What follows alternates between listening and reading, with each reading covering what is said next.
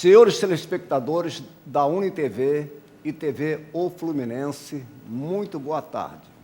Nesse momento, damos início ao programa Grupo Mônaco de Cultura, que vai ao ar, ao vivo, todas as terças-feiras, a partir das 15 horas. Neste primeiro bloco, temos a honra de receber como convidada a cantora, compositora e autora carioca, Flávia Muniz Cirilo. Flávia Muniz Cirilo tem algumas publicações. Quero Ver Verdejar, publicado em 2011, Vilarejo Pergaminho de Fogo, 2010, e Bárbara e a Baleia, também em 2010, pela editora Multifoco. Joana e Altamira, no ano de 2012, Caique Books, e Verde Maduro, 2012, editora 8,5. Costuma dizer que seu trabalho é inspirado na Carta da Terra e, a partir dos seus livros, criou oficinas para o público infanto-juvenil. Como vocalista da Luísa Mandou um Beijo, tem 3 álbuns lançados e participação em diversas coletâneas na Europa e nas Américas. Em 2010, o grupo ganhou o prêmio Catavento. Estudou bacharelado em música popular brasileira no Unirio. Seu disco de estreia saiu em 2012 pelo selo espanhol Elephant Record e está tendo ótima repercussão mundial. Boa tarde, Flávia Muniz. É uma satisfação, uma alegria tê-la aqui no nosso programa. Boa tarde, Mônaco. O prazer é todo meu. Boa tarde, público. Um prazer estar aqui também. Pois não. Descalço sobre a Terra, Flávia, é o seu primeiro trabalho? Eu gostaria que você nos falasse um pouco sobre ele. Bom, o Descalço sobre a Terra é meu primeiro disco solo, né? Com o grupo Olho Mágico, que é um trabalho que eu venho pensando há muito tempo, desde que eu entrei para a faculdade. E fui fazendo uma pesquisa para contar e cantar a formação cultural brasileira. Então, eu trago elementos da cultura africana, da cultura indígena, da cultura europeia e mostro nesse trabalho que é o Descalço sobre a Terra. Perfeito. Realmente, o fato de ser gravado, Flávia, por um selo espanhol, o Elephant Records, significa que seu trabalho é mais conhecido ou mais aceito lá fora do que aqui no Brasil?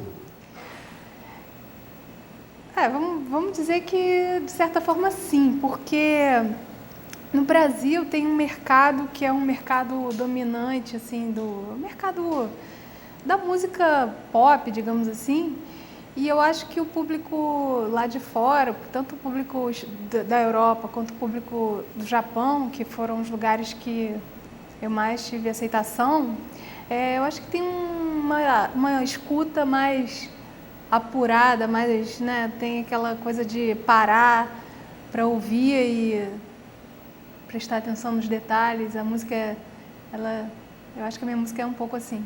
E aqui no Brasil? Aqui no Brasil, a gente lançou o disco no ano passado, né, em 2013, fez uma turnê de alguns shows em alguns teatros da Prefeitura do Rio de Janeiro. E teve uma boa aceitação, mas eu acho que ele ainda tem muito... Ele não tirei do disco tudo que ele pode dar, entendeu? O disco também teve uma edição japonesa, né? Uhum. E qual foi a repercussão do CD lá fora e aqui também no Brasil? Bom, a gente teve boas críticas do CD. E aqui no Brasil, assim, foi legal, sabe? Os amigos gostaram muito, alguns jornais escreveram algumas coisas. E lá fora também, como eu disse na outra pergunta, né? Eu acho que agora a gente acabou de ter um projeto aprovado pela Lei Rouanet, a gente está captando recurso, está nessa fase de captar recurso para fazer a gravação do DVD do espetáculo Descalço sobre a Terra, que é o espetáculo baseado nesse disco. Então, a gente ainda tem coisa para fazer nele, para mostrar. Eu acho que mais gente pode ver, porque ele passeia por esses universos de ritmos e é bem eclético, e ao mesmo tempo que ele soa, a gente traz essa sonoridade dos regionais do choro, né, porque a formação do grupo é eletroacústica.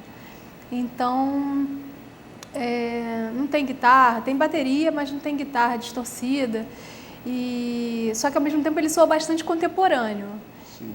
Então ele passeia por todos os ritmos, traz todo esse universo mesmo descalço sobre a terra. Descalço sobre a terra, perfeito. Eu queria também saber, Flávia, como é que foi a sua formação musical? Bom, olha, desde pequena eu queria ser artista, de alguma forma. Só que no início eu achava que eu queria ser atriz, né? Eu gostava de brincar de teatro, fazia teatro no colégio. E depois, mais tarde, eu fui estudar música. Aí eu fiz um curso técnico na Escola de Música Vila Lobos, lá no Rio de Janeiro. Aí estudei canto popular. E depois, mais tarde ainda, que eu fui fazer a faculdade de música, um bacharelado de música popular brasileira. E aí fiz diversas matérias que eu costumo dizer que a música, ela quanto mais você aprende, mais você vê que você tem que aprender mais, né? Então, eu acho que além dela explorar esse campo da sensibilidade, ela traz um ponto que eu acho fundamental, que é a humildade, né? A gente vai se tornando cada vez mais humilde para, tá bom, eu tenho que aprender muito ainda, então... Você sempre foi atraída pelo estudo da música, né? Te passa assim uma... Eu sou muito intuitiva, eu gosto de estudar, eu gosto muito de ler. A história da música é uma coisa que abriu muito a minha cabeça, assim, para você ver o universo todo da música. Eu gosto muito da música étnica também, de todas as regiões do mundo. E música popular também? Gosto muito da música popular, gosto de folclore, sou bem eclética, gosto de rock, gosto de música moderna também, mas... gosto de música clássica, mas eu acho isso, assim, de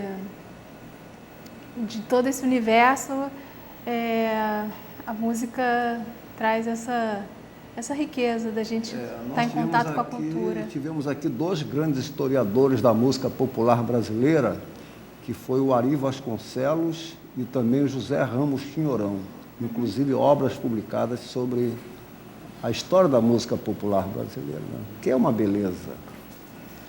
Bom, você é também compositora? Sou compositora. Nesse disco, no Descalço sobre a Terra, são 14 canções. 14.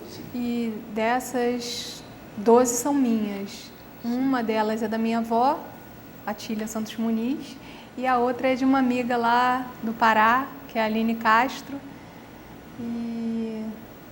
eu acho que... são 12 composições de sua autoria, né? Certo. Algumas composições, nos fale aí, alguns...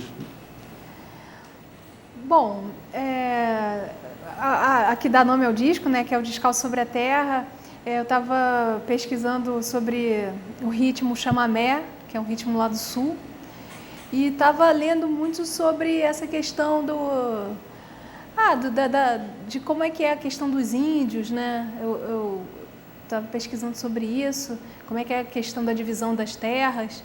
Então, é uma questão que eu costumo dizer até que poderia ser o hino do movimento dos sem terra, sabe? Porque fala sobre isso da gente... eles estavam aqui antes, né, os índios, então a terra é mais deles do que nossa, né? Você então, gosta dessas pesquisas também? Gosto sim. Gosto bastante. Um jornal espanhol, Flávia, diz que você começou a criar música de Descalço sobre a Terra depois de sair de um estado de coma, no ano de 2007. Uhum. Eu queria saber, como é que foi isso? Bom, foi um susto. Assim, de uma certa forma, sim. Eu acho que as canções do Descalço sobre a Terra, elas são todas feitas... Não. Na verdade, algumas elas são de antes, né? Desde que eu comecei essa pesquisa do Descalço sobre a Terra, mas o disco mesmo eu fui gravar depois que eu fiquei em coma em 2007. E foi um susto ter ficado em coma, porque eu realmente fiquei assim no limite entre tá aqui e não tá mais. E depois que eu vi que eu estava, né, que eu sobrevivi ao susto, eu fiquei me perguntando o que eu estava fazendo aqui na Terra e fiquei lendo bastante, pesquisando muitas coisas que hoje eu considero importantes, como, por exemplo, a Carta da Terra, que foi um documento escrito na época da Eco 92, e eu baseei todo o meu trabalho na Carta da Terra.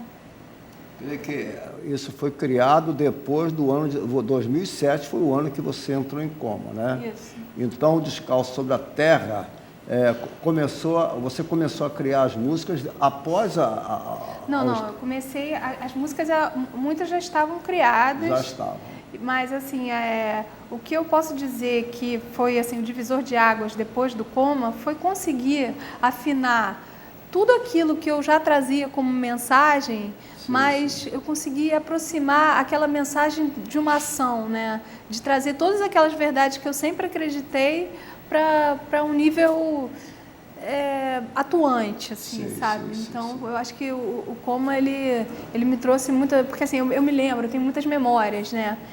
As pessoas, geralmente, os médicos, ficam curiosos com esses casos, porque nem sempre as pessoas voltam para contar. Então, assim, eu lembro, eu tenho as memórias do que eu vi lá do outro lado, assim, sabe? Então...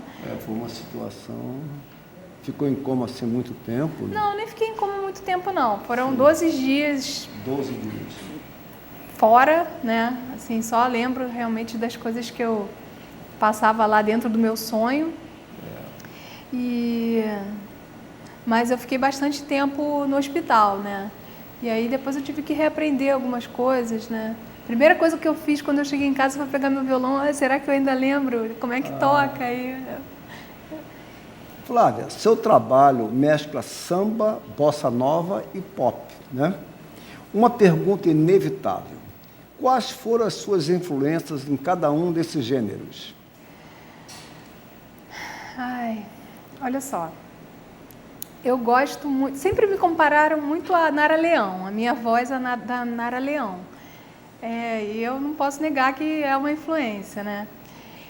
Agora, um grande divisor de águas, assim, quando eu ouvi os Mutantes, eu falei assim, é por aqui que eu quero que a minha música vá.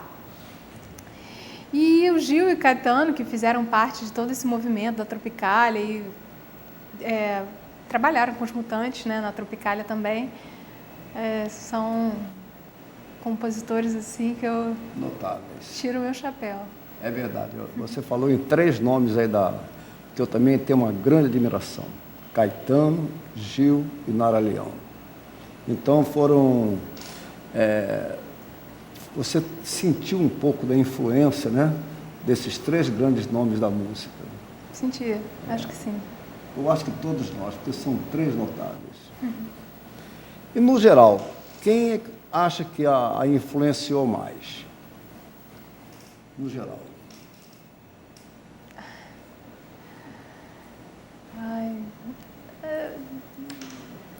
Olha só, porque é difícil falar, mas Caetano, eu acho que é o que Caetano, mais... Caetano Veloso, realmente. Você, Flávia, é vocalista da banda Luísa Mandou um Beijo, com quem já gravou 3 discos, não foi isso? Isso.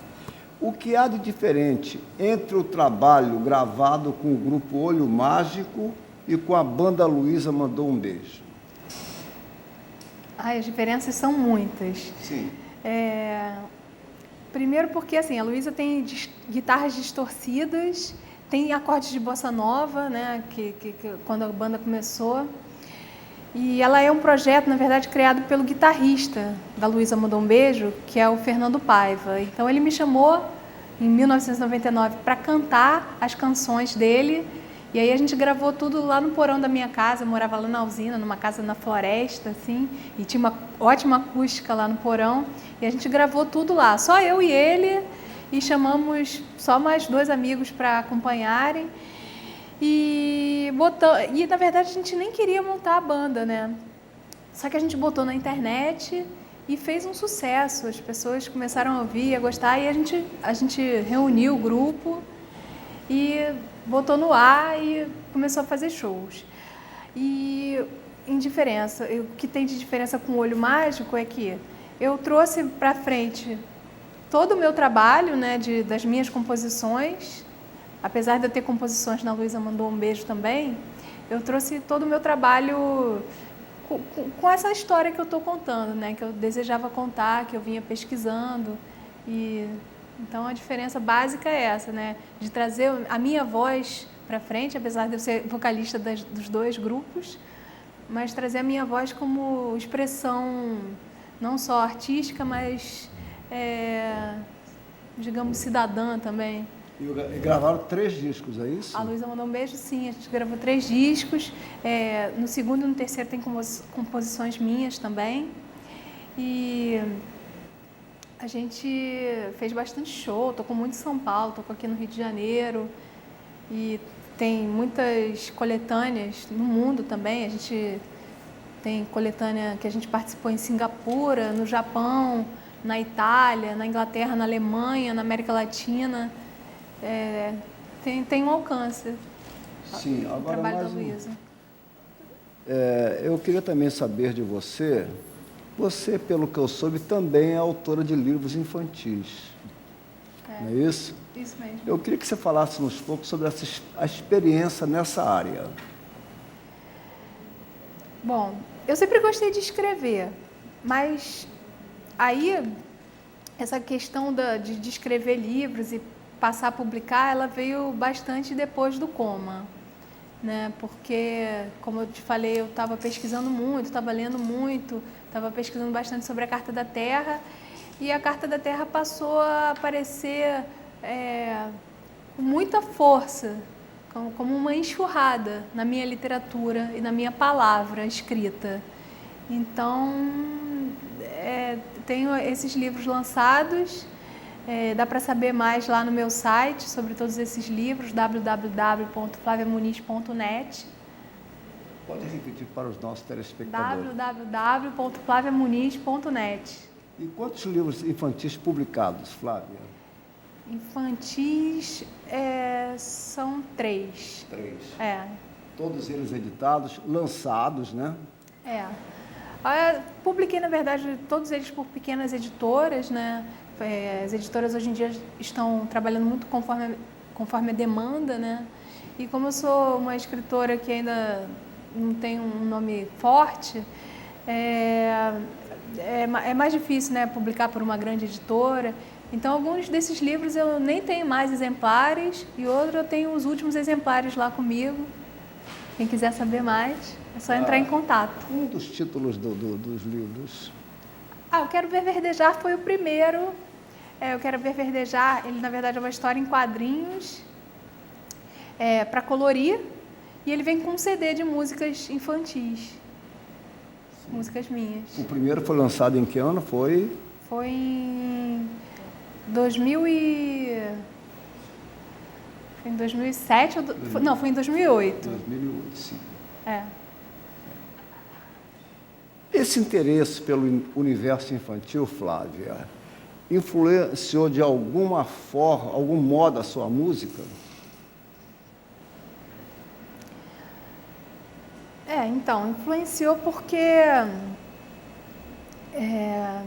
para colocar assim de uma forma bastante clara, como eu estava pesquisando sobre a Carta da Terra, que é esse documento que eu gosto muito, que ele traz as questões mais urgentes para a gente realizar aqui na Terra, né? Respeitar todas as formas de vida, justiça, econômica, social e ambiental, e a paz. Então, esses são os 4 pontos principais da Carta da Terra. E como eu trouxe isso para dentro da minha palavra, e são coisas que eu realmente acho muito importantes, e acho também que as crianças são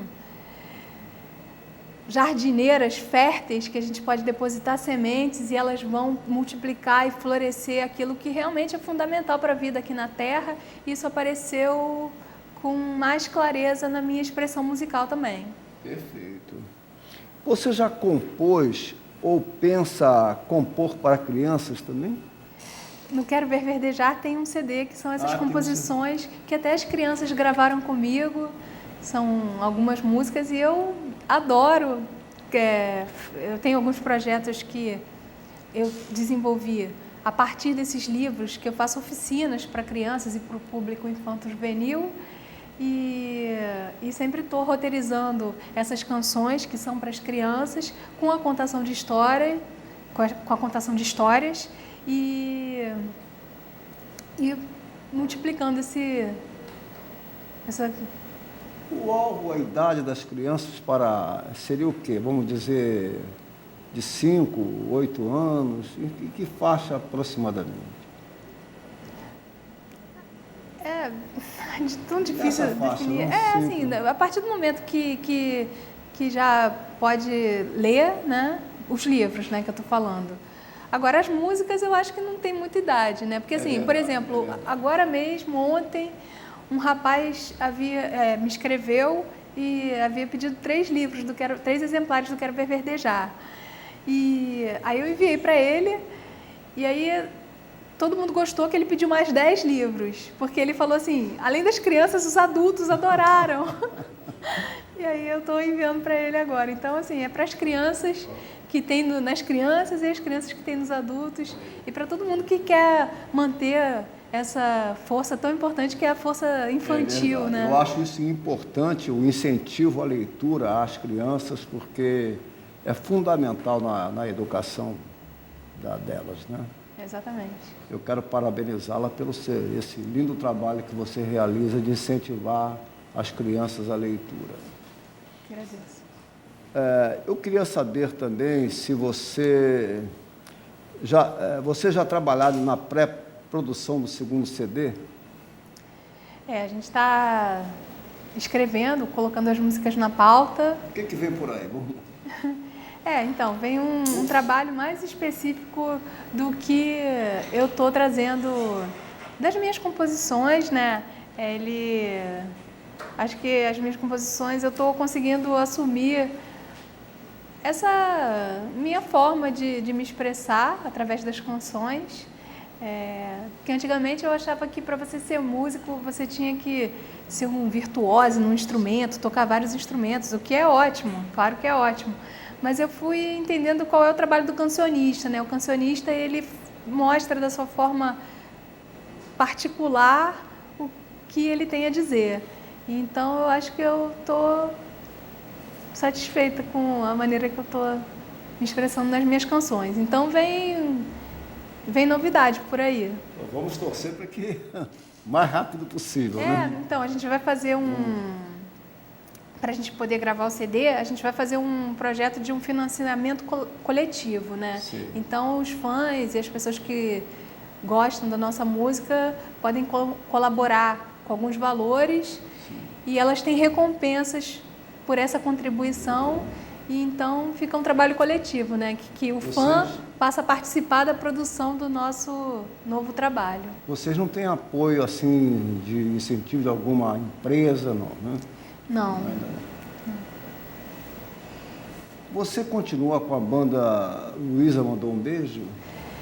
Continuo sim. Só que a Luísa Mandou um Beijo, ela está de férias, porque várias pessoas da banda tiveram filhos recentemente. Filho é uma demanda bastante particular, que eles estão se dedicando bastante a isso. Mas assim que os filhos crescerem um pouco, eu acho que a gente vai retomar o trabalho, ou quem sabe fazer um novo disco para crianças. E não tem feito muitos shows? No momento não, porque o pessoal está tomado mesmo com... Mas já fizeram muitos shows? Bastante. Uhum. E quando já tem a previsão de quando vão se reapresentar para algum novo show? Não. Por enquanto, realmente, a gente está... A Luísa está descansando. Flávia, alguns locais que vocês se apresentaram em vários locais, né? Isso. Vamos cite alguns locais onde vocês se apresentaram. A Luísa? A Luísa Mandou um Beijo se apresentou na Virada Cultural de São Paulo. A gente se apresentou no Centro CCSP, Centro Cultural de São Paulo, que é um espaço maravilhoso. A gente se apresentou também no Fórum Social Mundial, aqui no Rio de Janeiro, em 2008. Foi um show importante também. E diversos outros, que agora eu não vou conseguir lembrar de todos. Outros locais. Aqui no Rio de Janeiro também. Né? Também. Certo. Considerações finais. Queria agradecer o espaço, a oportunidade, poder comunicar o que a gente está fazendo com o público. E é um prazer poder compartilhar tudo aquilo que eu sou canal de expressão e é isso. Eu quero parabenizá-la pela sua belíssima trajetória. A televisão aqui está às suas ordens, né? Eu gostaria que você nos falasse, repetisse aos nossos telespectadores seu e-mail para... Lá no meu site, vocês podem entrar lá, www.flaviomuniz.net, www.flaviomuniz.net, e lá tem todos os canais de comunicação comigo. Tem Twitter, tem Facebook, tem as outras mídias que eu utilizo. E pode me escrever, eu respondo. Eu adoro responder e me comunicar com as pessoas. Perfeito. Bom, como notícias, no próximo sábado teremos mais um giro cultural, que é promovido pela imprensa oficial do Estado do Rio de Janeiro. O primeiro será o lançamento na Livraria Ideal com a Dionilson Silva de Faria às 10 horas e depois na Sala de Cultura Leila Diniz da imprensa oficial. Também quero falar sobre o belíssimo evento que ocorrido durante uma semana em Niterói, que foi o Salão de Leitura, com bastante concorrido, o público imenso, foi um trabalho realmente extraordinário. Estive lá presente em 3 dias e fiquei assim emocionado pelo que vi. Agradeço a presença da cantora, compositora e autora Flávia Muniz Cirilo em nosso programa e aos distintos telespectadores. O segundo bloco terá o comando da nossa querida psicóloga e acadêmica Elizabeth do Vale. Muito obrigado a todos e até a próxima.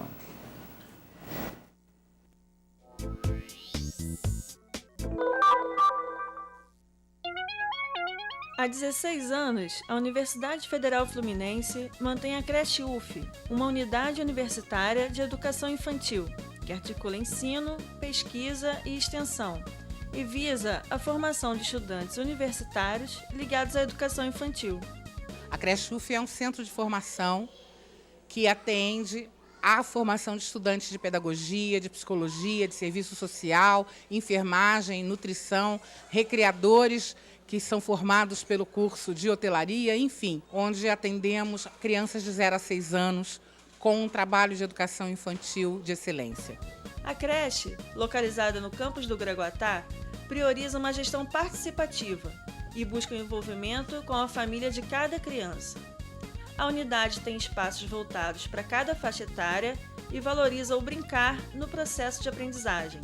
É muito importante para a criança o brincar, porque é nela que ela sintetiza o mundo, né? O que ela aprende de mundo é na brincadeira que ela vai aprender a dividir, né? A socializar, a criar regras. Nós temos uma extensa área verde de recreação, nós temos salas planejadas para cada faixa etária, com material pedagógico adequado, para atendimento das necessidades das crianças e também para atendimento das famílias que estão sendo recebidas. Porque quando você recebe uma criança de 0 a 6 anos, ela não é um sujeito único, ela é um sujeito que está dentro de um processo familiar e, portanto, essas famílias também buscam o atendimento dentro da creche. A partir de dezembro de 2013, a creche passou a oferecer vagas às crianças da comunidade em geral, atendendo às novas exigências do MEC, de universalização do atendimento. As vagas serão preenchidas a cada semestre, através de sorteio. Em contrapartida, a creche passará a contar com quadro docente e orçamento próprios. A creche se concretiza como um grande laboratório didático, multiusuário, que permite a possibilidade do atendimento dessa dupla clientela que a creche UF recebe. As crianças do ensino básico, da educação infantil, e os estudantes da graduação, cujas carreiras têm uma perspectiva de trabalho com a pequena infância. Também se modifica a relação que a UF mantém com a sociedade. Ela abre as portas para que não apenas os filhos da comunidade universitária tenham acesso a esse ensino qualificado, mas dá uma grande contribuição social, abrindo as portas para que, efetivamente, a dimensão pública, né, da educação em nível federal possa atingir a sua plenitude no atendimento das crianças de 0 a 6 anos. A gente também se coloca numa condição de receber os impactos e as influências que isso vai trazer para a creche enquanto um público pleno de diversidade de culturas, de linguagens, de interesses, crianças buliçosas que olham para o mundo a partir de diferentes lugares. E isso é muito importante, tanto para a formação dos nossos estudantes, quanto para o cumprimento, né, da tarefa de democratização de acesso ao ensino público de qualidade que essa universidade tem a cumprir.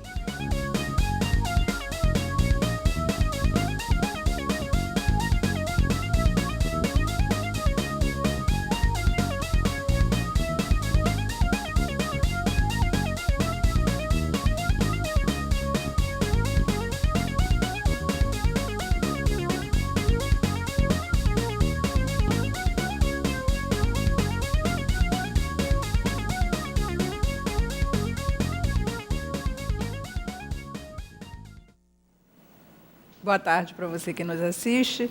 Estamos aqui com mais um Bem-Estar e Saúde e hoje com meu querido amigo Arlindo Fiorentin. Seja muito bem-vindo, Fiorentin. Eu agradeço mais esse convite, né? Eu acho que podemos tratar de um assunto muito importante para a sociedade atual. Com certeza. Hoje a gente vai falar sobre alongamento ativo personalizado. Isso. Né, Arlindo? O que é isso? Né? A gente está doido para saber, eu também estou doida para saber. Então, vamos falar para o telespectador o que seria o alongamento ativo personalizado. Alongamento, todas as pessoas já têm conhecimento, né?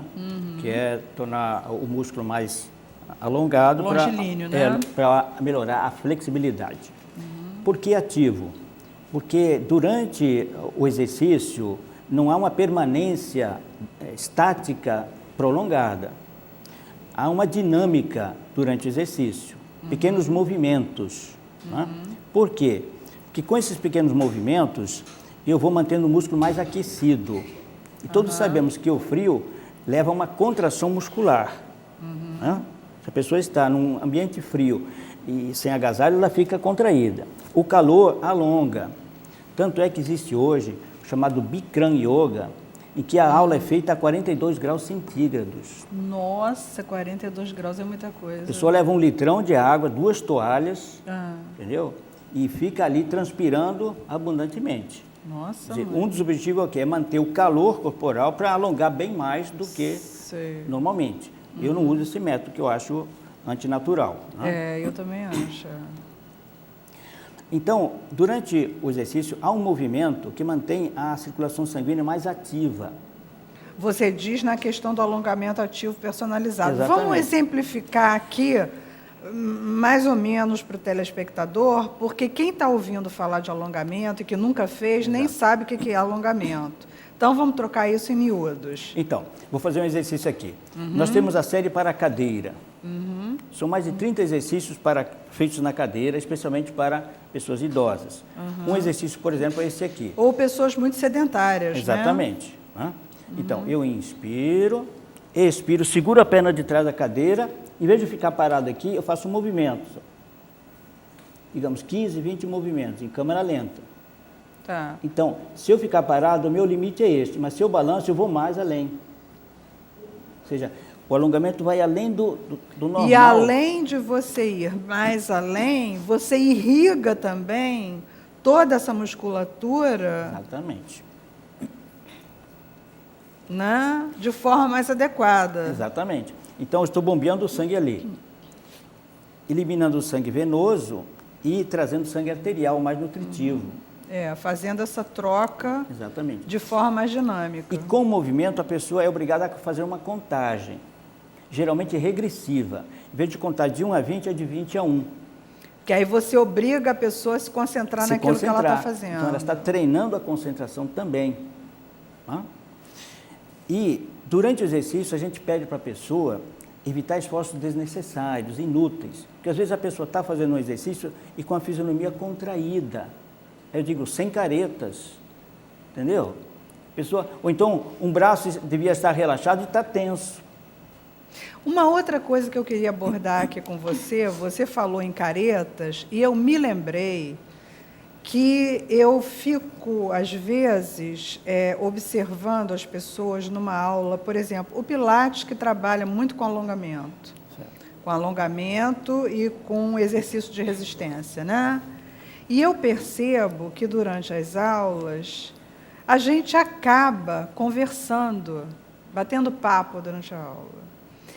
E eu percebo também que esse bater papo durante a aula não é saudável, porque você acaba não fazendo a respiração como deveria fazer, porque você falando não respira adequadamente, né? Você não inspira e expira adequadamente, você não conta os exercícios adequadamente, e você também não toma consciência de que musculatura você está trabalhando, porque você se distrai conversando.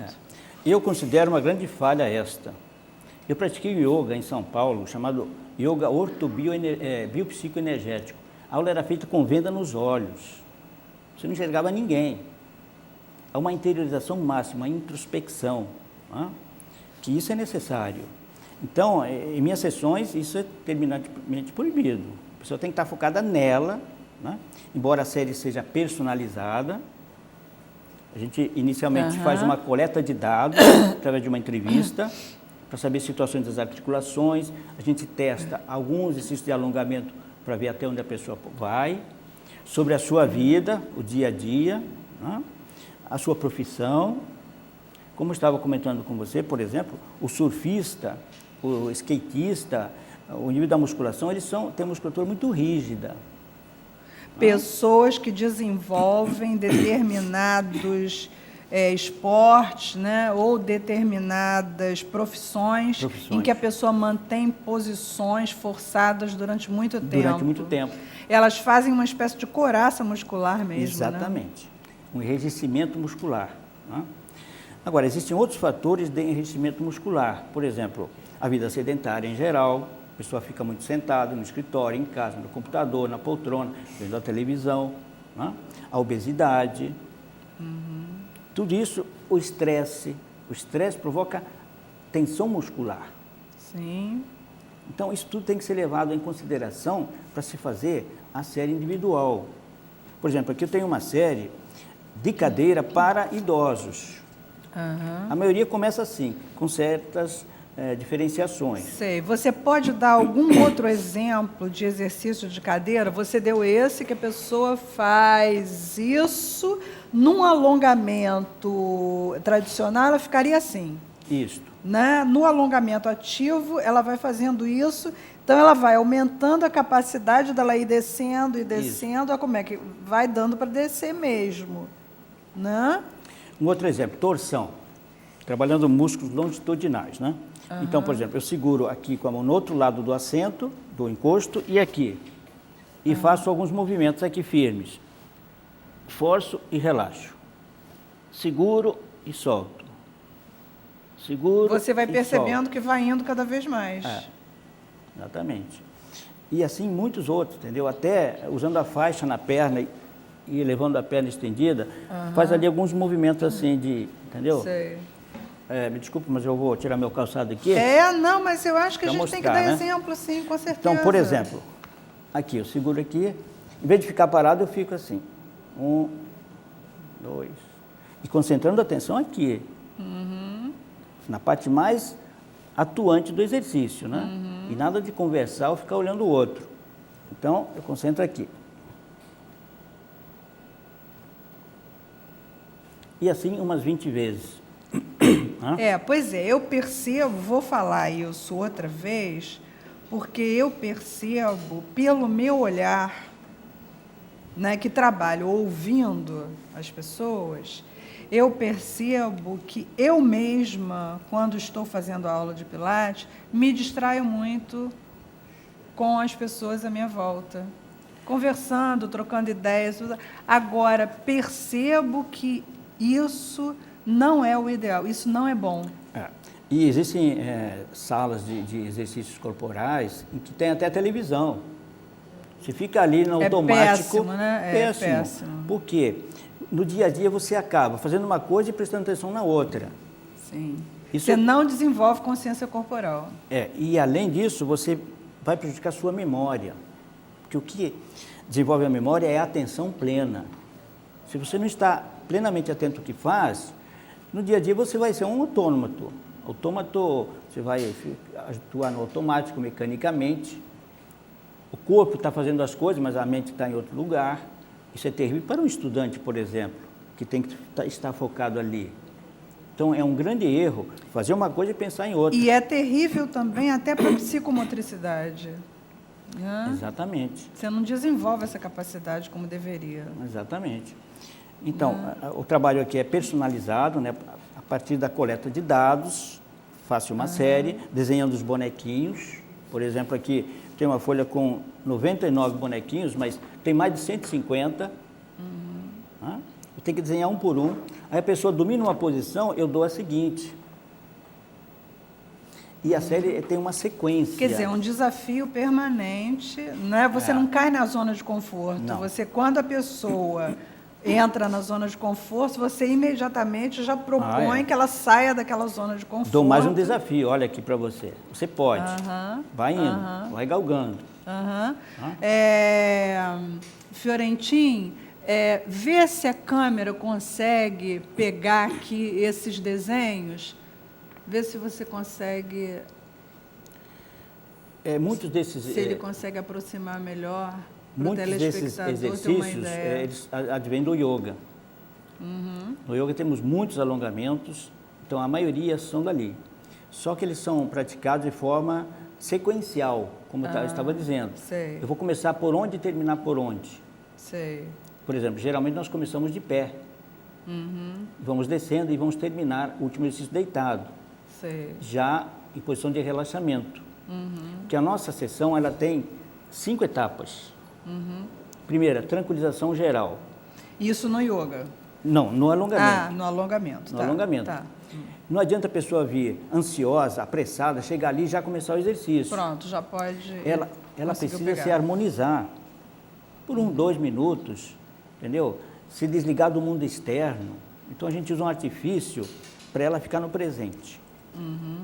Ela com ela, ponto final. Ficar atenta. Ficar atento, né? Elimina as tensões superficiais, se tranquiliza, aí vem respiração, 2 respiratórios no mínimo, porque é preciso oxigênio para os músculos, queima da glicose, etc. Né? Então, respira, elimina o gás carbônico, depois vem um breve aquecimento, antes de começar a série, um breve aquecimento dentro da possibilidade de cada um, para manter o músculo mais já... flexível. Mais irrigado, mais flexível. Para ceder mais. Né? O calor ajuda a alongar, o frio a contrair. Aí vem a série de cada um, né? E no final mais um relaxamento. Porque depois que os exercícios terminaram, ainda existem transientes bioquímicos que estão acontecendo nos músculos. Sim, por exemplo, ácido lático sendo eliminado, que ele é produzido durante o exercício. Né? E a pessoa sai dali muito mais leve, muito mais tranquila. Né? E, além disso aqui, nós temos orientações de alimentação. Porque a pessoa que ingere muito cálcio, mas não faz exercício, não vai fortalecer os ossos. Sei. Porque o cálcio só é fixado no osso se o osso for forçado através do exercício. For estimulado. For estimulado, através do forçamento muscular. Né? Senão esse cálcio vai parar em outros lugares, nas cartilagens, vai parar nos tendões, vai favorecer cálculo renal, artrose. Então, nós damos orientações alimentares. Por exemplo, o vilão número 1 da gota é o ácido úrico. O ácido úrico em excesso e não adequadamente eliminado, ele se armazena nas articulações. Tá, o ácido úrico você ingere através das carnes, não é isso? Principalmente proteínas de origem animal. Não só ácido úrico, mas também purinas, Sei. que se transformam em ácido úrico no corpo. Sei. Por exemplo, a cafeína é uma purina. A teobromina do chocolate escuro é uma purina. E assim por diante. E o ácido úrico elevado produz a gota? É gota que... A gota, o que é? É o acúmulo de cristais de urato de sódio. Eles se cristalizam e vão formando bolinhas cada vez maiores. Isso provoca dor, inchaço, exatamente. vermelhidão no local. Então, a pessoa ela tem que diminuir os alimentos de origem animal para favorecer as articulações. Agora, algumas pessoas têm ácido úrico elevado, mas ainda não têm a gota. Mas não quer dizer que não possa ter. Então, o negócio é prevenir. Tudo que faz bem para o rim, para o coração, faz bem para as articulações. O que prejudica um órgão, vai prejudicar as articulações. Porque aqui tudo interage constantemente. Sim, são vários sistemas que interagem, né, numa dinâmica e o quanto maior a harmonia, melhor, né? E um grande elemento favorável às articulações é o magnésio. O magnésio ele combate a artrose. Eu sei de casos de pessoas com artrose que foram orientadas a ingerir certa quantidade de magnésio durante o dia e modificaram totalmente a sua mobilidade articular. E em que tipo de alimentação a gente encontra o magnésio? A salsa é a fonte número 1 de magnésio. É incrível a quantidade que ela tem de magnésio. Mas nós temos ali também o soja, temos o amendoim, temos o centeio, a cebola, frutas oleaginosas, muitas fontes. Essas são as principais. Né? O feijão fradinho, alguns feijões, tem bastante magnésio. Né? Mas numa emergência, aí teria que ter uma indicação de uma dose diária extra. Tá? Teria que ser medicação. Exatamente. A série pronta, a pessoa pode levar para casa, fazer na sua casa. Para fazer em casa também. É só ela entender o que representa cada bonequinho. Interessante que dá uma liberdade enorme. Eu não preciso carregar um aparelho para minha casa, não preciso comprar uma coisa sofisticada e cara. Então, é uma liberdade incrível. Onde a pessoa for viajar, leva junto a sua série. Né? O que eu acho uma vantagem, especialmente para pessoas que não têm grande poder aquisitivo de comprar um aparelho. Sim, com certeza. Para sua casa. Agora, uma outra coisa, Fiorentin, a gente estava conversando sobre viagens longas e eu estava te dizendo que às vezes eu vou a Belo Horizonte, vou de carro, vou dirigindo, e que eu sinto necessidade de 2 em 2 horas, como a viagem é muito longa, né? Eu levo daqui a Belo Horizonte, eu vou parando, então eu levo 7 horas, por aí, 7 horas e pouquinho. Por quê? Porque de 2 em 2 horas eu paro, tomo um cafezinho, eu bebo uma água, ando uns 10 minutos para entrar no carro novamente e seguir viagem. Né? Porque essa coisa de ficar com as pernas para baixo muito tempo vai me dando um mal-estar nas pernas, que eu tenho vontade de botar as pernas na cabeça. Dá uma agonia, né? Dá. É uma agonia. Né? A coisa de ficar com a perna parada. Né? Por exemplo, o carro automático, para mim, não serve. Todo mundo diz, Elizabeth, você é a única pessoa que regride. Tinha um carro automático, trocou o carro e passou para um carro manual outra vez. Eu falei, mas lógico, esse negócio de ficar com uma perna parada, por que se as minhas 2 pernas funcionam bem e eu posso usá-las para melhorar e estimular minha circulação, por que eu vou ficar com uma perna parada? Isso engraçado, em nenhum momento, quando eu fiz essa troca de um carro de câmbio manual para câmbio automático, eu tive uma dor lombar, eu fiquei uns 4 meses com uma dor lombar de parar com a perna esquerda, parar de trabalhar com a perna esquerda, porque eu custei a me acostumar. É um robô dirigindo, né? Sem fazer movimento, só ali no volante. Eu falei, gente, o que é isso? Não, voltei para o câmbio manual. E quando voltei agora para o câmbio manual, foi interessante, porque aí não tive dor nenhuma, não doeu nada, não incomodou nada. Buscando um outro exemplo, a mobilidade muscular dos estudantes é apenas aparente. Às vezes o cara não consegue ficar parado, ele faz bolinha de papel e fica jogando. O corpo quer se mexer, né? Sim. Mas ele tem que ficar ali, quieto. Nos Estados Unidos, em muitas universidades e escolas, não é o professor que muda de sala, é o aluno. Então tem a sala da biologia. O que é muito saudável. Né? A pessoa sai da sala onde tinha física e vai para a sala da biologia, movimentar o corpo. Sim. No curso que eu ministro lá sobre excelência nos estudos, eu digo ao estudante o seguinte, olha, a cada 1h30 ou 2 no máximo, faça uma pausa e faça exercício respiratório, exercícios corporais. Senão você não vai render bem no seu estudo. Sim, melhorar a oxigenação. Exatamente. Para melhorar a circulação. Exatamente isso, entendeu? Né? Para irrigar melhor todos os sistemas. E ganhar né? mais disposição física também. Então eu tenho a série para estudantes. Para irrigar mais o cérebro, alongar um pouco a musculatura.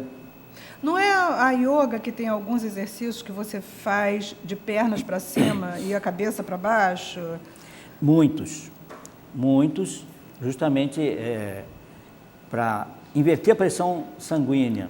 Porque durante o dia há muita pressão nas pernas. Sim. Aí eu inverto o corpo, pernas no alto, cabeça embaixo.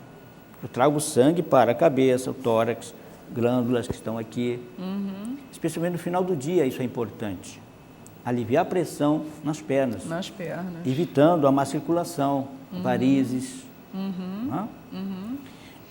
Você sobrecarrega muito os membros inferiores, né, pela posição, pela lei da gravidade, né?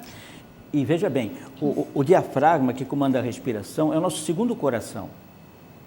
Se eu trabalhar bem com o diafragma, estou interferindo na minha circulação da região do abdômen para baixo. Estou ajudando o coração nessa circulação sanguínea. O diafragma. O diafragma, ele estimula o coração de alguma forma? Ele estimula o batimento cardíaco? Uma certa massagem. Quando ele sobe, quando eu solto o ar, ele sobe. Então pressiona um pouco o coração. E quando enche os pulmões, ele pressiona os órgãos abdominais. Se o órgão abdominal ele é pressionado, sai o quê? O sangue venoso. Quando eu tiro a pressão, entra o sangue arterial. Entra o sangue arterial. Então, estou bombeando o sangue na víscera. Então, a respiração, ela também promove uma oxigenação melhor cardiovascular. Exatamente. Geral. E não só cardiovascular, mas cerebral também, né? Também. É muito importante, respiratório, a gente chama de respiração completa, né? Por isso a respiração diafragmática é tão importante, né? Também para combater a ansiedade. Eu uso muito isso no consultório também para combater a ansiedade. E eu faço muita respiração diafragmática. Você vê que na UFRJ tem um laboratório pânico e respiração, por respiração em pânico. Eu faço muito a respiração diafragmática dirigindo, no consultório quando estou atendendo, enfim, eu quando lembro, eu faço. E, inclusive, ela tem também uma participação na pressão arterial, né? Sem dúvida. Já existem estudos mostrando isso. Sem dúvida. Há uma relação entre respiração, batimentos cardíacos e pressão arterial. Há uma relação. E estados psíquicos. Sim. Uma ansiedade, uma depressão afeta a minha respiração. Sim. Mas, através da respiração, eu posso modificar esses estados psíquicos. Com certeza. É um todo. Exatamente. No que você trabalha alguma área, você influencia sempre o todo. Né? Exatamente. Qualquer área corporal que você trabalhe, você está influenciando no todo. Por isso que a série de alongamento ela é equilibrada. Eu não vou só alongar a parte de cima, só a parte de baixo. Eu tenho que ver o geral. Um trabalho integrado. A não ser que a pessoa me diga, olha, eu quero isso aqui. Por causa disso, bom, então a gente vai concentrar o foco ali, na sua solicitação. Mas se não me fala nada, eu vou geral. Fiorentin, então, a gente já está quase estourando aqui o nosso tempo. Vamos passar para o telespectador o endereço, tá? O teu endereço e os dias que você trabalha com esse tipo de alongamento. Certo. E os telefones. tá? Então, o Instituto Ortobio existe há 30 anos e está no mesmo local, na rua... Você desenvolve, então, isso lá no Ortobio também, No que é a Rua Ortobio. Miguel de Frias, Exatamente. né? Na rua Número? Miguel de Frias, número 40, sala 504. 40, Telefones? sala 504. Telefone 2717-9117. 2717-9117. E 98106-1991. 98106-1991. 91. E minha memória tá boa, hein? Tá. Ó, tá tô atenta. repetindo bem, tô atenta, hein? Plenamente atenta. Tô atenta, viu? O que constrói a memória é a atenção plena. Você vê, a gente quando estaciona o carro numa vaga e está pensando em outra coisa, depois você fica, meu Deus, onde botei o carro? Ai, onde botei o carro? Eu agora já não padeço mais disso, porque toda vez que eu estou estacionando, eu digo para mim mesma, eu estou estacionando aqui. Pronto. Ou então a pessoa guarda um objeto distraidamente, e onde é que eu guardei? Atenção plena. Exatamente. É a O magia. estar atento é um treinamento constante. Em tudo que faz. Não é só É a consciência da coisa. a consciência da coisa. Daí a minha observação no sentido de dizer para você que eu acho que nessas aulas, seja de qualquer tipo de aula corporal, né? Trabalho Seja corporal. uma aula desde o balé, né? Que tem uma coreografia a ser, né, decorada, a ser ali conscientizada, né? Mas eu acho que em todo exercício corporal há uma necessidade de grande concentração. E eu só vejo a possibilidade da grande concentração se não houver bate-papo. Veja bem, através da concentração, você desenvolve a percepção corporal. Você passa a conhecer mais os limites do seu corpo e as necessidades dele. Se você faz no automático, foi. Não, esse lado aqui está mais difícil do que o esquerdo. Ali é uma oportunidade que se tem de, através do silêncio, você olhar para dentro. Né? É raro, durante o dia, a pessoa estar consigo mesma. Ela está voltada para o que está fora. A estimulação externa é muito grande. Né? Ela esquece dela mesma. Isso é terrível. Em termos de autoconhecimento, isso é terrível. E eu percebo isso, e até daqui para frente vou me policiar mais nas minhas aulas, porque eu percebo que, quer dizer, sem querer, um fala uma coisa, um fala outra, lá vai por água abaixo a sua concentração. Mas eu acho que quem devia orientar é um instrutor. Eu acho que o papel é dele, nesse sentido. Entendeu? Beneficiar todo mundo. É a minha opinião. Ou seja, então, gente, quando vocês estiverem fazendo suas aulas nas academias e o instrutor chegar, ó, calado, já sabe que é para o seu bem. Exatamente isso. Né? Arlindo, olha, obrigadíssimo pela sua presença.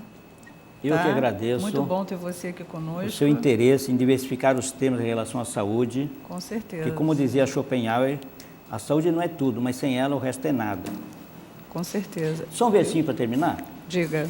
Existe no livro um versinho no livro chinês do Tao Te Ching, milenário e consagrado, o seguinte: o ser humano ao nascer é suave e flexível, a morrer fica duro e rígido. As plantas ao nascerem são tenras e flexíveis, ao morrerem ficam duras e secas. O duro e o rígido são propriedades da morte. O brando e o flexível são propriedades da vida. O duro e o rígido são inferiores. O suave, o brando e o flexível são superiores. Viu? Então, seja mais flexível. Boa semana para você. Até o próximo programa.